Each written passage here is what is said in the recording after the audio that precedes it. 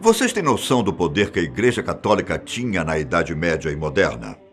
Agora imaginem um homem que no tempo em que a Inquisição queimava mulheres vivas, acusadas de bruxaria, resolveu desafiar a Igreja Católica.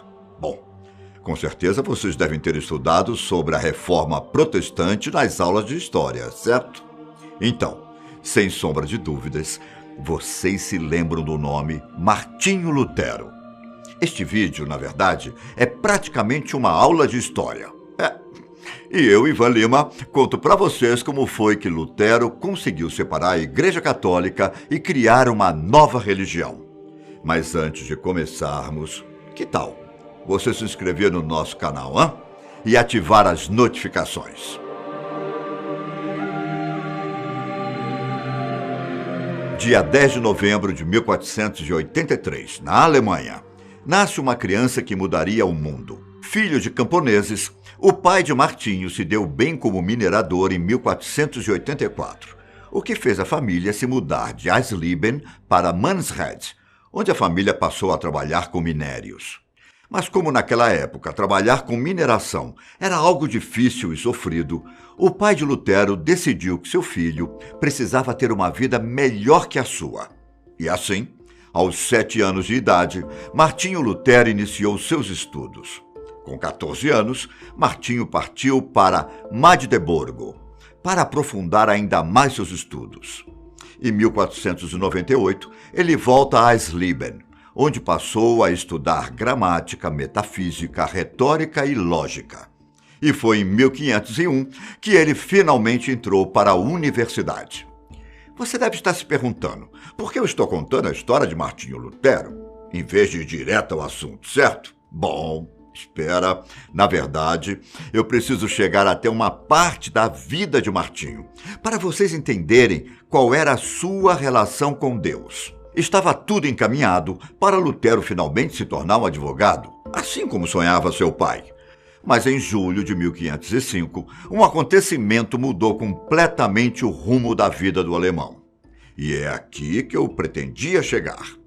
Um dia, Martinho estava se escondendo de uma terrível tempestade. A chuva era tão forte, mas tão forte, que Martinho se viu em uma situação complicada, em que sua vida estava em risco. A primeira coisa que lhe veio à cabeça foi pedir ajuda divina. Então Martinho aclamou pelo nome de Santana, a padroeira dos mineiros. Ele gritou que, caso sua vida fosse salva, ele iria se tornar um monge. E, de fato, a vida de Martinho realmente foi salva, o que fez com que ele cumprisse sua promessa. Martinho Lutero, então, abandonou o objetivo de ser advogado e foi tentar se tornar um monge. A decisão, é claro, deixou sua família desapontada. Mas Martinho tinha uma dívida para pagar, o que, segundo alguns historiadores, isso não passa de balela. Na verdade, ele escolheu se tornar um monge por medo do inferno e da ira de Deus, pois ele achava que a vida em um mosteiro poderia ser a salvação. Independente do motivo, o fato é que ele realmente foi morar em um mosteiro. Seus primeiros anos de vida como monge foram um pouco entediantes.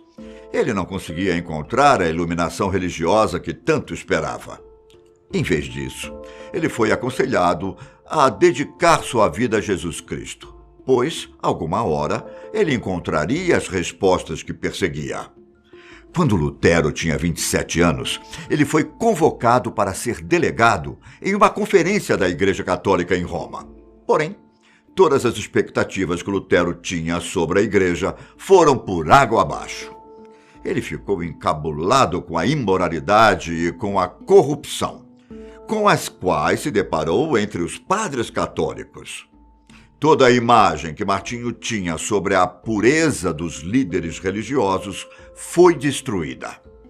A impressão que ele teve foi de um lugar sombrio, com pessoas que se aproveitavam da fé das pessoas para enriquecer.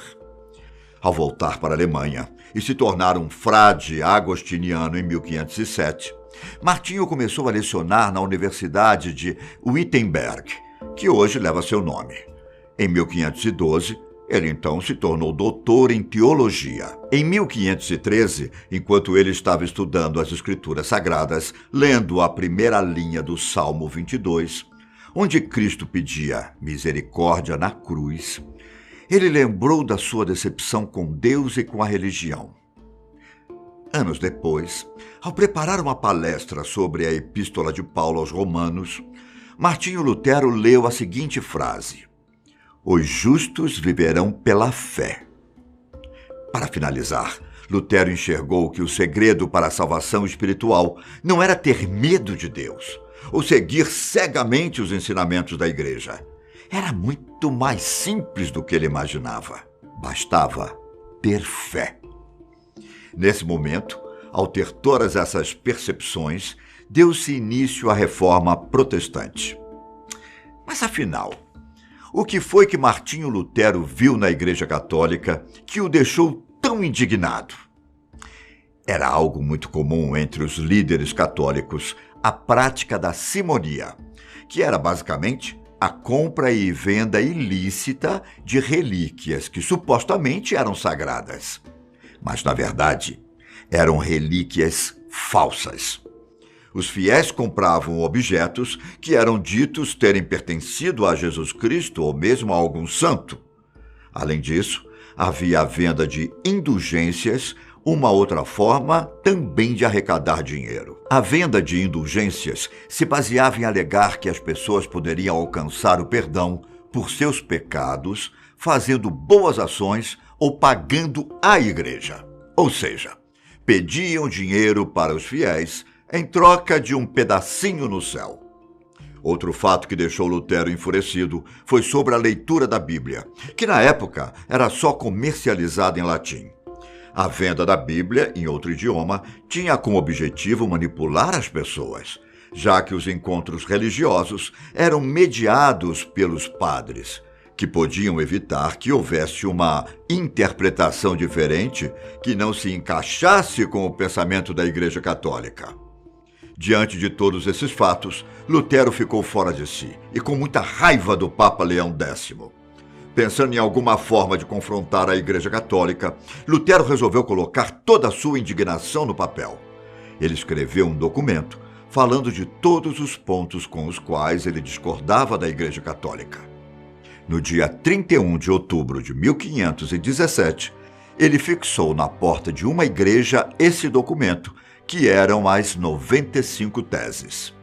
Na verdade, mais que isso, ele fez um convite para o debate na comunidade acadêmica, desafiando a autoridade da igreja. Vocês têm noção de quão ousado Martinho Lutero era? Um homem que confrontasse a palavra da igreja naquele tempo poderia facilmente ser morto. As acusações de Lutero envolviam as indulgências e como a igreja estava corrompendo a fé das pessoas. Cópias dos documentos de Martinho rodaram por toda a Alemanha. E em pouco tempo, toda a Europa também teve acesso às 95 teses. Diante desse contexto, a igreja precisava fazer alguma coisa. Em 1518, em uma reunião, a igreja decidiu dar uma chance para Lutero se retratar. Era uma oportunidade para ele pedir desculpas e evitar as consequências. Mas, como eu citei, Lutero era um homem ousado e desafiador. Ele disse que de modo algum se retrataria, a menos que alguém provasse que ele estava errado. Ele também disse que o considerado infalível Papa, assim como qualquer homem, também podia estar errado. Se sentindo ofendido, em 1520, o Papa emitiu um ultimato ameaçando excomungar Lutero. E, de fato, em janeiro de 1521, Martinho Lutero foi excomungado pela Igreja Católica Romana. Nesse mesmo ano, a Igreja censurou os documentos de Lutero e o declarou um herege condenado. Isso fazia dele um homem procurado pelas autoridades. E Lutero foi obrigado a viver escondido por um tempo. Enquanto estava recluso, Martinho Lutero teve a grande ideia de traduzir a Bíblia para o idioma alemão, para dar oportunidade às pessoas de interpretarem as Escrituras Sagradas. Tendo em mente que ele poderia criar a sua própria igreja, Lutero resolveu colocar seu plano em prática. E assim criou o luteranismo. Logo no começo, ele conquistou muitos seguidores, incluindo muitos príncipes alemães. Conforme os anos foram se passando, a igreja luterana crescia cada vez mais. No começo, até que houve uma resistência católica, mas depois o Papa passou a ser mais tolerante. Em 1529, alguns líderes luteranos fizeram um protesto em apoio a Lutero, e foi exatamente isso que deu origem ao nome protestantes. É claro que, quando falamos de discordâncias religiosas, teremos guerras envolvidas. Houve guerras político-religiosas entre católicos e protestantes entre os anos de 1546 a 1555, terminando com o Tratado de Paz de Augsburgo. Com isso, foi reconhecido a legalidade do luteranismo como religião oficial de um território, cujo príncipe a adotasse como tal. O protestantismo se espalhou pela Suécia, Dinamarca, Noruega e Islândia. As atitudes de Lutero abalaram as estruturas do catolicismo e contribuíram para o nascimento de outras religiões. Mas, então podemos considerar que Martinho Lutero era um homem puro, justo, sem pecados, enfim, praticamente o paladino da liberdade religiosa? Pois bem, as coisas não são bem assim.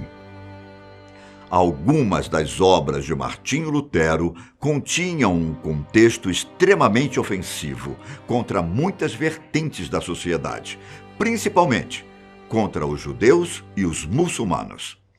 Em uma de suas obras, chamada Os Judeus e Suas Mentiras, é possível ver claramente os pensamentos antissemitas de Martinho. De todo modo, sua revolta contra a Igreja Católica foi muito importante para o surgimento de muitas religiões que temos hoje. Lutero morreu após um derrame em 18 de fevereiro de 1546, aos 62 anos. Bom, acho que a história de como Lutero dividiu a Igreja Católica é basicamente isso. Pode ser que eu tenha esquecido de mencionar algum detalhe, mas esse foi apenas um pequeno resumo. Se for o caso, deixe aqui embaixo algum detalhe importante ou sua sugestão de tema para os nossos vídeos. E já sabe, se gostou desse ensinamento histórico, então não esqueça de deixar sua curtida aqui embaixo. Por hoje, me despeço por aqui. Até mais. Tchau!